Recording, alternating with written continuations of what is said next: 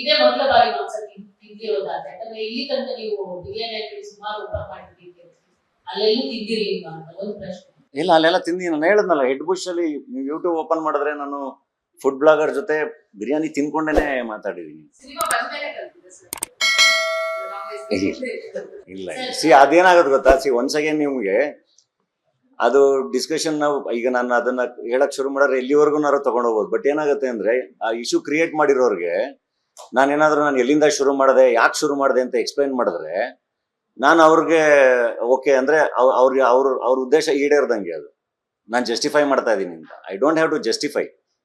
So ನಾನು ಈಗ ಎಲ್ಲಿಂದ ಶುರು ಮಾಡಿದೆ ಮತ್ತೆ ಹಿಂದಕ್ಕೆ ಹೋಗ್ಬೇಕು. ಅದೇ ಹೇಳದ್ನಲ್ಲ, ಅದನ್ನ ಜಸ್ಟಿಫೈ ಮಾಡೋ ಅವಶ್ಯಕತೆ ಇಲ್ಲ. ಬಟ್ ಆ ಸಂದರ್ಭದಲ್ಲಿ ಧನಂಜಯ ಅವರು ರಿಯಾಕ್ಟ್ ಮಾಡಿರಲಿಲ್ಲ, ಕಾರಣ ತಿಳ್ಕೋಬಹುದು. ಆ ಸಂದರ್ಭದಲ್ಲಿ ಈಗ ಚರ್ಚೆಗಳಾಗ್ತಿರೋ ಸಂದರ್ಭದಲ್ಲಿ ಸೋಷಿಯಲ್ ಮೀಡಿಯಾ ಪರ್ಸನಲಿ ಯಾವುದೇ ರೀತಿಯಲ್ಲಿ ರಿಯಾಕ್ಟ್ ಮಾಡಕ್ ಹೋಗಿಲ್ಲ. ಇಲ್ಲ ಅಂದ್ರೆ ಎಲ್ಲೋ ಒಬ್ರೊಬ್ರು ಕಮೆಂಟ್ಸ್ ಗಳು ಅದು ನೋಡಿದ್ದೆ, ಬಟ್ ಇಷ್ಟು ದೊಡ್ಡದಾಗುತ್ತೆ ಅಂತ ಐ ಡಿಂಟ್ ನೋ. ಬಟ್ ಒಂದ್ ಕಡೆ ಅದು ಹಂಗ್ ನೋಡ್ರೆ ಟಗರುಪಲ್ಯ ಸಿನಿಮಾದಲ್ಲಿ ಟಗರುಪಲ್ಯ ಅಂತ ಸಿನಿಮಾನೇ ಮಾಡಿದೀವಿ, ನಾನೇ ಪ್ರೊಡಕ್ಷನ್ ಮಾಡಿರೋದು. ನನ್ಗೆ ಅದು ಸಬ್ಜೆಕ್ಟ್ ಬಹಳ ಇಷ್ಟ ಆಗಿತ್ತು. ಅಂಡ್ ನಾನೇ ಹಾಡು ಕೂಡ ಬರ್ದಿದ್ದೀನಿ ಅದರಲ್ಲಿ.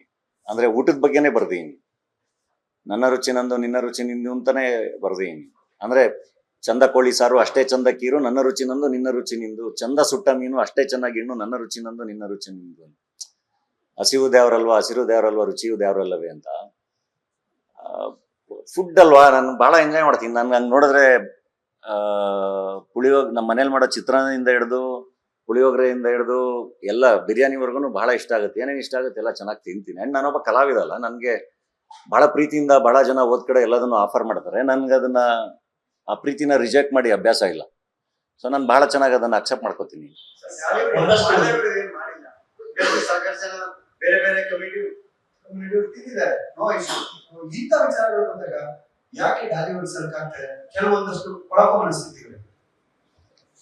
ಡೋಂಟ್ ನೋ, ಅವರೇ ಆನ್ಸರ್ ಮಾಡ್ಬೇಕು ಅದಕ್ಕೆ.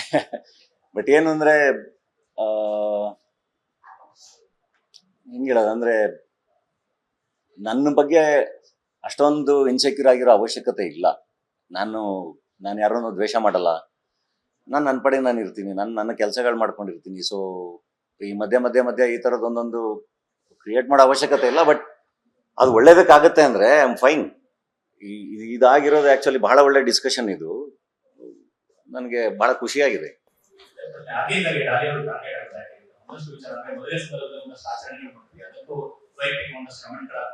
ಇಲ್ಲ,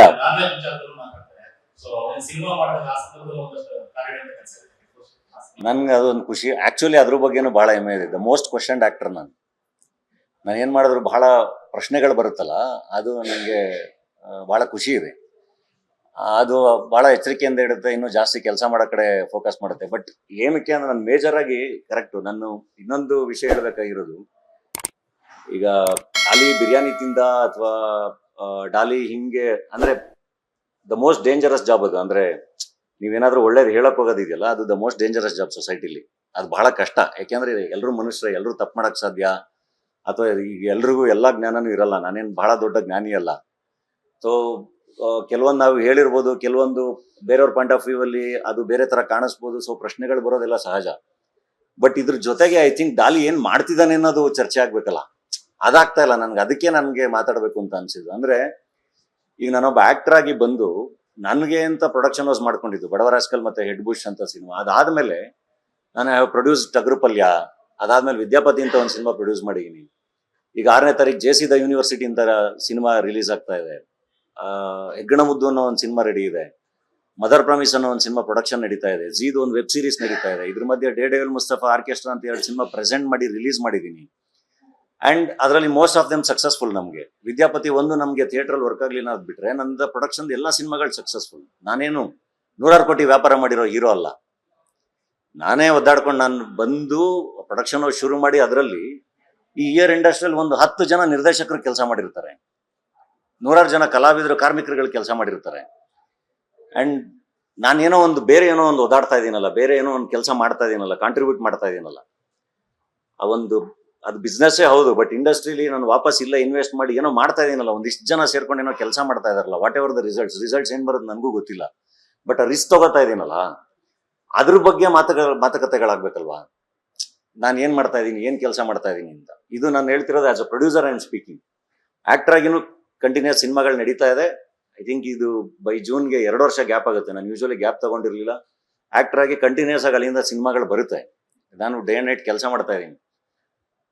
ಆ ಕೆಲಸಗಳ ಬಗ್ಗೆನೂ ಮಾತುಕತೆ ಆಗ್ಬೇಕಲ್ವಾ. ನಾನು ಮೊನ್ನೆ ನಮ್ಮ ಕೇಶವಮೂರ್ತಿ ಸರ್ ಒಂದು ಆರ್ಟಿಕಲ್ ಬರೆದಿದ್ರು. ಮಹೇಶ್ ಬಾಬು ಅವರು AMB ಸಿನಿಮಾಸ್ ಓಪನ್ ಆದಾಗ ಚೇತನ್ ಅಡಿಗರ್ ಅವ್ರು ಮಾತಾಡಿದ್ರು. ಬೇರೆ ಬೇರೆ ಹಿಂಗೆ ಸಿನಿಮಾ AMB ಸಿನಿಮಾಸ್ ಬಂದಾಗ ನಾನು ಅವ್ರುಗಳಿಗೆ ಪರ್ಸನಲ್ ಆಗಿ ಮೆಸೇಜ್ ಮಾಡಿದ್ದೆ, ನನಗೆ ಯಾವ ಥರ ಆ ಥರ ಪೊಟೆನ್ಷಿಯಲ್ ಬಂದರೆ ಖಂಡಿತ ನಾನು ಓಪನ್ ಮಾಡ್ತೀನಿ ಅಂತ.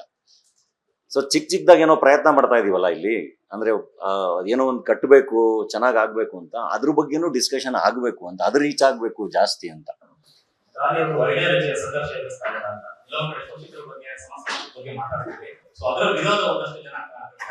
ಅಲ್ಲಿ ಈಗ ನಾನು ಹೇಳಿರೋದು ಎಲ್ಲ ಸ್ಟೇಟ್ಮೆಂಟ್ ತಗೊಳ್ಳಿ ನೀವು. ನಾನು ಹೇಳಿರೋದಲ್ಲ ಅದು. ಬಡವ್ರ ಮಕ್ಕಳು ಬೆಳಿಬೇಕು ಅಂತ ಹೇಳಿರೋದನ್ನ ಬೇರೆ ಬೇರೆ ರೂಪದಲ್ಲಿ ಬಹಳ ಜನ ಹೇಳಿದ್ದಾರೆ, ಆಯ್ತಾ. ಅದರಲ್ಲಿ ಏನಾದ್ರೂ ಸಮಸ್ಯೆ ಕಾಣುತ್ತಾ? ಇಲ್ಲ. ನಾನು ಹ್ಯೂಮನ್ ಆಗೇ ಮಾತಾಡಿರ್ತೀನಿ, ಆಯ್ತಾ. ನಾನು ನಿರಂಕುಶ ಮತಿಗಳಾಗಿನ್ನೋದನ್ನ ನಾನು ಎಡ್ಬುಷ್ ಟೈಮಲ್ಲಿ ಅದು ಕುವೆಂಪು ಅವ್ರು ಹೇಳಿರೋದನ್ನ ಓಪನ್ ಏರ್ ಥಿಯೇಟರ್ ಅಲ್ಲಿ ಅದನ್ನ ನೆನಪಿಸಿದ್ದಷ್ಟೇ. ನಾನು ಇಂಡಿಪೆಂಡೆಂಟ್ ಥಾಟ್ ಪ್ರೊಸೆಸ್ ಬೆಳೆಸ್ಕೊಳ್ಳಿ ಅಂತ. ನನ್ನ ರುಚಿ ನಂದು, ನಿನ್ನ ರುಚಿ ನಿಂದು ಅಂದ್ರೆ ವೇರ್ ಇಸ್ ದ ಪ್ರಾಬ್ಲಮ್? ಹೇಳ್ತಿರೋದು ಐಡಿಯಾಲಜಿ ಅದಕ್ಕೂ ಇದಕ್ಕೂ ಅಲ್ಲ. ನಾನು ಹೇಳ್ತಿರೋದು ಹ್ಯೂಮನ್ ಆಗಿರೋಣ, ಸಂಬಂಧಗಳನ್ನ ಸೆಲೆಬ್ರೇಟ್ ಮಾಡೋಣ ಅಂತಾನೆ ಹೇಳಿರೋದು ನಾನು ಎಲ್ಲ ಕಡೆ. ಸಂಬಂಧಗಳನ್ನ ಸೆಲೆಬ್ರೇಟ್ ಮಾಡೋಣ, ಎಲ್ಲರೂ ಚೆನ್ನಾಗಿರೋಣ ಅನ್ನೋ ವಿಷಯಗಳನ್ನ ಹೇಳಿದೀನಿ ಬಿಟ್ರೆ, ಯಾರು ತೊಂದರೆ ಕೊಡೋದು ಬೇಡ, ದ್ವೇಷ ಮಾಡೋದು ಬೇಡ ಅಂತ ಹೇಳಿದೀನಿ ಬಿಟ್ರೆ, ಇನ್ನೇನು ಹೇಳಿದೀನಿ ಅಥವಾ ಏನ್ ಮಾಡಿದೀನಿ ಅನ್ನೋದಕ್ಕೆ ಅಷ್ಟಕ್ಕೇನೆ ಅಷ್ಟೊಂದು ಪ್ರಶ್ನೆಗಳು ಬರುತ್ತೆ ಅನ್ನೋದಾದ್ರೆ ಹೆಂಗೆ ಅದು ಅಂತ. ಕಲಾವಿದರು ಬರೀ ಸಿನಿಮಾದಷ್ಟೇ ಸೀಮಿತ ಅನ್ನೋದು ಆಗಿದೆ. ಯಾಕಂದ್ರೆ ಎಲ್ಲೊಂದ್ರೆ ಸಾಮಾಜಿಕವಾಗಿ ಮಾತಾಡ್ತಾರೆ, ಇದೆಲ್ಲ ಬೇಕು ಅಂತ ಕಮೆಂಟ್ಸ್ ಎಲ್ಲ ಆಗ್ತದೆ. ಸೊ ಕಲಾವಿದರು ಜಸ್ಟ್ ಸಿನಿಮಾ ಅಷ್ಟೇ ಸೀಮಿತ ರಾಜ್ಯಕ್ಕೆ ಇದೆಯಾ ಅಲ್ವಾ? ಒಂದಷ್ಟು ಕಮೆಂಟ್ಸ್ ಗಳನ್ನ ಆಗ್ತದೆ, ಜಾಲಿಯಾಗಿ ಯಾಕೆ ಬೇಕು ಇದನ್ನ ಯಾಕೆ ಮಾತಾಡ್ತಾರೆ? ಅಲ್ಲ, ಎಲ್ಲರೂ ಮಾತಾಡ್ಬೇಕಲ್ವಾ. ಐ ಥಿಂಕ್ ಈಗ ನೀವು ಮಾತಾಡ್ತಿರಲ್ಲ, ಅದು ನಿಮ್ ಕೆಲಸ, ನೀವು ಮಾತಾಡ್ತೀರಾ. ನಮ್ ಕೆಲಸ ನಾವು ಮಾಡ್ತೀವಿ. ಈಗ ಕುತ್ಕೊಂಡು ಇಡೀ ನಮ್ಮ ಫ್ರೆಂಡ್ ಸರ್ಕಲ್ ಎಲ್ಲ ಕೂತ್ರೆ ಅಲ್ಲಿ ಸಾಫ್ಟ್ವೇರ್ ಇಂಜಿನಿಯರ್ಸ್ ಇರ್ತಾರೆ, ಅಲ್ಲಿ ಎಲ್ಲರೂ ಇರ್ತಾರೆ, ಮೀಡಿಯಾದವ್ರು ಇರ್ತಾರೆ, ಸಿನಿಮಾದವ್ರು ಇರ್ತಾರೆ, ಎಲ್ಲರೂ ಎಲ್ಲದನ್ನು ಡಿಸ್ಕಸ್ ಮಾಡ್ತಾರಲ್ವಾ. ನಾನು ಹೇಳ್ತಿರೋದು ನೀವು ಇಂಟರ್ನ್ಯಾಷನಲ್ ಪಾಲಿಟಿಕ್ಸ್ ಇಂದ ಹಿಡಿದು ದೇಶದ ಪಾಲಿಟಿಕ್ಸ್ ಇಂದ ಹಿಡಿದು ಪ್ರತಿಯೊಂದನ್ನು ಡಿಸ್ಕಸ್ ಮಾಡ್ತಾರೆ, ಎಲ್ಲದನ್ನು ಚರ್ಚೆ ಮಾಡ್ತಾರೆ. ಅಂಡ್ ಅದನ್ನೆಲ್ಲ ಇದೇ ಸರಿ ಇದೇ ತಪ್ಪು ಅಂತ ಕನ್ಕ್ಲೂಷನ್ಗೆ ಬರುವಷ್ಟು ಅಥವಾ ಹಿಂಗೆ ಸ್ಟ್ರೈಟ್ ಆಗಿ ಹೇಳುವಷ್ಟು ಬುದ್ಧಿವಂತ ಅಂತೂ ನಾನಲ್ಲ. ನಮ್ಗೇನಂದ್ರೆ ಎಲ್ಲರೂ ಚೆನ್ನಾಗಿರೋಣ ಅಂತ ಅನ್ಸುತ್ತೆ ಕೆಲವೊಂದ್ ಕಡೆ, ಅದನ್ನ ಹೇಳ್ಬೇಕು ಅನ್ಸುತ್ತೆ, ಹೇಳ್ತೀನಿ. ಕೊನೆಗೆ ಅದನ್ನು ಇವತ್ತೊಂದು ವರ್ಷದಿಂದ ಏನು ಬೇಡಪ್ಪ, ನನ್ನ ಸಿನಿಮಾ ಅಷ್ಟೇ ಮಾತಾಡ್ಬೇಕು, ನನ್ನ ಕೆಲಸ ಮಾತಾಡ್ಬೇಕು ಅಂತ ಒಂದು ವರ್ಷದಿಂದ ನನ್ನ ಪಾಡಿಗೆ ನಾನಿದ್ದೆ. ನಾನು ಎಲ್ಲಾದ್ರೂ ಏನಾದ್ರು ಮಾತಾಡ್ತಾ ಇದ್ನ? ಇಲ್ಲ, ನನ್ನ ಹತ್ರ ಮಾತಾಡಕ್ಕೆ ಏನು ಇಲ್ಲ. ನಂದು ಏನೋ ಸಿನಿಮಾಗಳು ರಿಲೀಸ್ ಆಗ್ತಾ ಇದ್ರೆ ಸಿನಿಮಾ ಬಗ್ಗೆ ಮಾತಾಡ್ಬೋದು, ಪ್ರೊಡಕ್ಷನ್ ಏನೋ ನಡೀತಾ ಇದ್ರೆ ಅದ್ರ ಬಗ್ಗೆ ಮಾತಾಡ್ಬೋದು. ಸೊ ಮಾತಾಡಕ್ಕೇನು ಇಲ್ಲ ಅಂತಾನೆ ಹೇಳಿದೀನಿ. ನೀವೆಲ್ಲ ಕೇಳಿದಾಗ, ಫೋನ್ ಮಾಡಿದಾಗ್ಲೂ ನನ್ನ ಹತ್ರ ಮಾತಾಡಕ್ಕೇನು ವಿಷಯ ಇಲ್ಲ ಇರಿ ಅಂತ. ಬಟ್ ನಾನು ಊಟ ಮಾಡಿದ್ದನ್ನು ಮಾತಾಡ್ತಾ ಇದೆ ಅಂತ ಅಂದಾಗ ಐ ಥಿಂಕ್ ದಟ್ಸ್ ಓಕೆ.